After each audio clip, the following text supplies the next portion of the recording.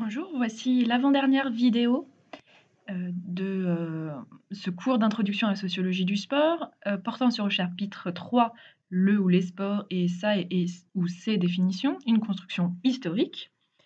Et nous voici dans une partie assez ardue de ce rapport à la définition du sport qui concerne les années 70. À partir des années 70, on va en effet voir un processus qui va complexifier les choses.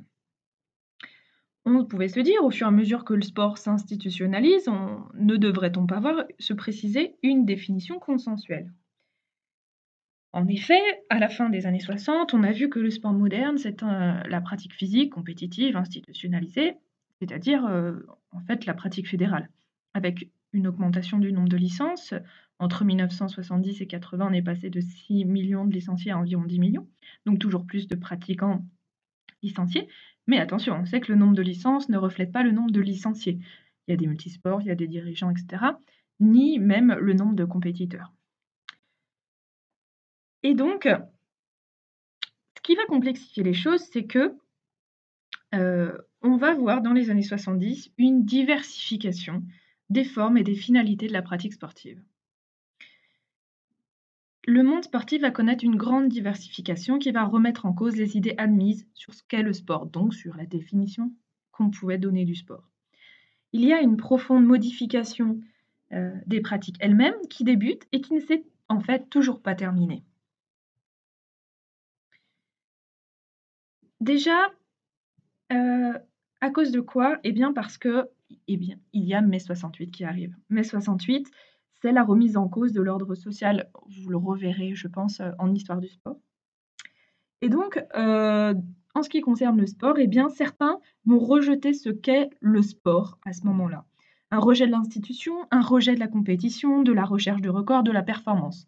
Bref, de toutes les caractéristiques qu'on a vues jusqu'à présent représenter ce qu'on pensait être le sport. Et donc, on va voir émerger une importance des formes de pratique non institutionnalisées, auto-organisées. Dans cette logique, on observe aussi le développement des sports dits libres, fun ou encore les sports californiens selon le terme de Possiello. Pourquoi on dit californiens? Parce qu'ils sont nés sur la côte américaine et non pas en Angleterre comme les premiers sports modernes, qu'on va du coup appeler les sports anglais en comparaison.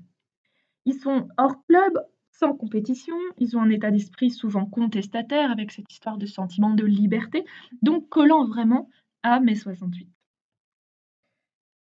L'importation et l'invention de nouvelles pratiques, donc vers la fin des années 70, avec une conception du sport radicalement différente par rapport au sport de compétition, on a un hédonisme et une écologie qui sont promus. Dans l'escalade libre, la planche à voile, le skate, le vol libre, la course libre, le skateboard, le hors-piste. Vous voyez qu'on entend souvent libre dans ces noms de sport. Et là, il est souligné une volonté de se distinguer, une volonté de se distinguer de manière interne, c'est ce qu'on va appeler la différenciation interne, c'est-à-dire on va pratiquer des sports qui existaient déjà, mais qu'on pratique à contre-courant, par exemple donc la course libre, avec des nouvelles modalités de pratique.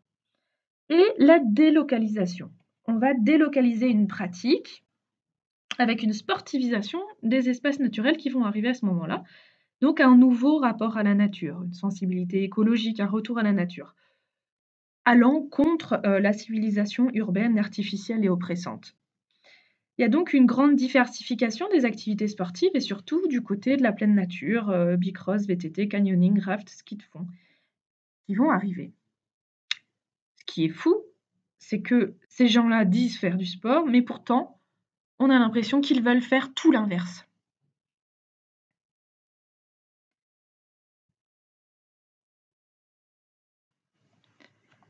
Alors, comment expliquer sociologiquement la diversification des pratiques? Eh bien, d'une part, on est dans une société de la forme en termes d'entretien du corps pour la santé et pour les formes aussi, et du loisir qui va apparaître. Les gens vont de plus en plus donner de l'importance au bien-être corporel et vont se développer alors toutes les formes de pratique qui sont pratiquées le plus souvent sans compétition, sans souci de performance et souvent de façon libre, sans club. Le footing, la musculation, l'aérobic vont apparaître à ce moment-là. On va aussi voir apparaître donc l'auto-organisation de la pratique, l'individualisation. Et ça, on peut l'expliquer avec le fait des mutations qu'il y a dans la société. Des individus vont se penser beaucoup plus autonomes vis-à-vis de la société. On va promouvoir une capacité à s'auto-gouverner, à définir nous-mêmes nos choix, nos comportements. Et cela peut permettre de comprendre cette recherche de pratiques auto-organisées avec de faibles contraintes et participant à l'invention de soi, selon les termes de Alain Ehrenberg, qu'on a vu déjà dans le cours sur le hooliganisme. Également, on va voir qu'on est une société qui globalement va passer de l'ascétisme à l'hédonisme, enfin va promouvoir plus exactement les valeurs de l'hédonisme, et ça va se ressentir dans les activités sportives. L'ascétisme, c'est quoi? L'effort et le plaisir, c'est l'effort tout de suite, les plaisirs qui est différé. On l'a vu en cours de régulation. L'hédonisme, c'est prôner le plaisir immédiat, donc là, en l'occurrence, pendant la pratique. Et donc, c'est notamment ce qu'on va voir un peu plus tard. On passe de la course de fond, par exemple, qui se développe dans les années 60, au jogging dans les années 80, et même au marathon des vins, etc.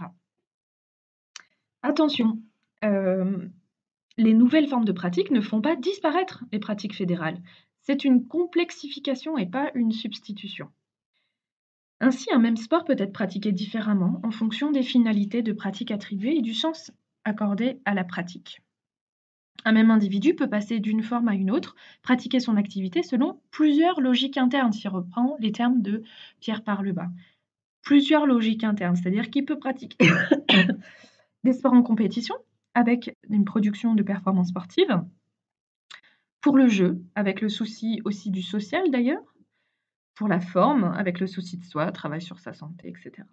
Pour la découverte, notamment dans les activités de pleine nature. Pour l'aventure, avec le souci de dépassement de soi, recherche de sensations inédites. Donc, vous voyez bien que sociologiquement, on ne va plus pouvoir réserver la notion de pratique sportive aux seules pratiques fédérales de compétition. En tout cas, un certain nombre de sociologues considèrent cela et se disent qu'on ne peut plus limiter la définition de la pratique sportive à la stricte définition fédérale.